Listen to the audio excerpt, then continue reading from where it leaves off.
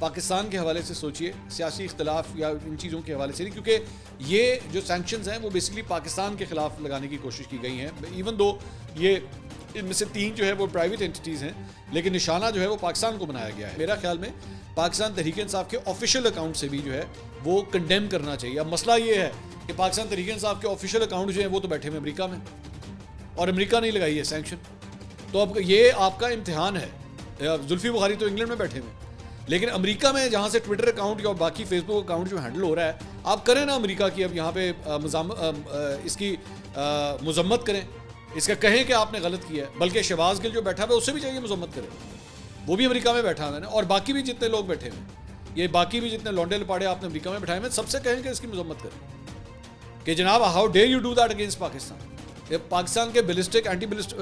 جو missile programme ہے اس کا پاکستان تحریک انصاف یا نون لیگ سے تو کوئی تعلق نہیں ہے نا اس کا فوج سے تعلق ہے, یہ پاکستان کے ایسٹ سے.